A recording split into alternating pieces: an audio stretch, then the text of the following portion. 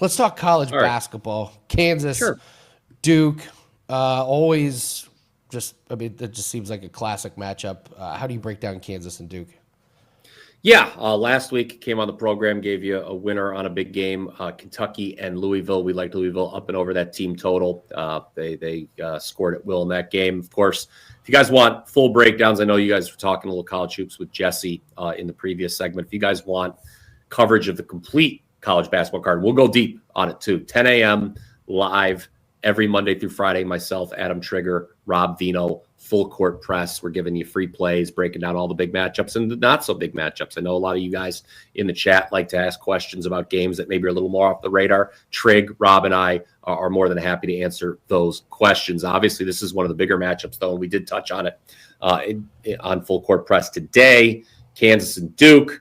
I've got Duke power rated number one in the country. I don't think that is really an earth-shattering take. Kansas, they're just inside the top 25 for me. Unfortunately, and this is the case also with that Michigan State-Kentucky game that Jesse talked about. There's a key injury here when handicapping this game. We've got to mention no Darren Peterson for Kansas. Everyone expects him to be the number one pick in next year's NBA draft, so that is a significant injury. Peterson had 22 points in Kansas's lone loss thus far. That was a loss by 13 at North Carolina. The team has since bounced back, couple wins, big wins, easy wins over Texas A&M, Corpus Christi, and Princeton.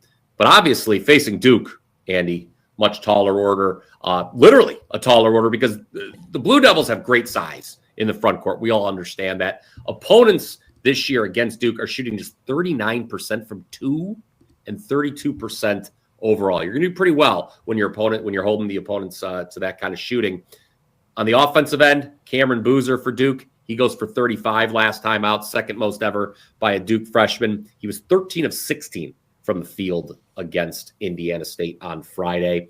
I should probably mention Duke's perfect 4-0 against the spread thus far. Not only do they open with the impressive win over Texas, but they've covered 3 straight times as a favorite of 34 or more points. So those big point spreads have not been a problem for the Blue Devils. They're just absolutely running the opposition out of the gym. Now, the contrarian in me does not actually want to lay double digits with a 4-0 against the spread team against a top 25 opponent, even with Peterson not playing for Kansas.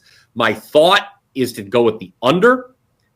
Offensively, Kansas not so good. Just 55th, and that's including when Peterson does play. That's 55th per Ken Palm. I think the Jayhawks are going to struggle to score against this Duke defense, but Kansas is 11th in defensive efficiency. This will be the third time Bill Self has coached against John Shire. The previous two, Kansas has held Duke to 64 and 72 points. So I think Self is going to create a game plan here to take away Boozer, who, by the way, had a scoreless first half in that Texas game. So under, which has taken money, I would play. I would still play it at this current number of 148.5 you see on your screen.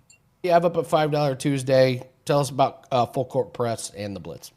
Yeah, we mentioned full court press. That show's live every Monday through Friday, 10 a.m. Eastern. Myself, Adam Trigger, and Rob Vino.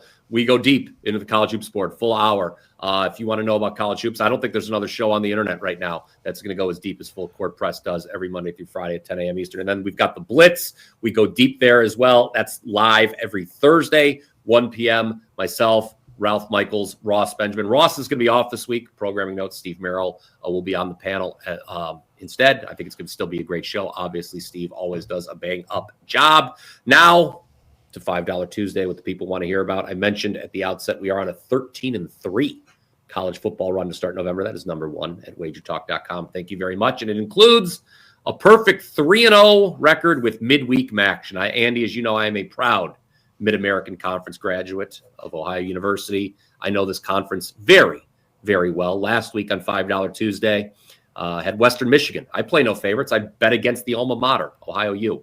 Western Michigan won that game.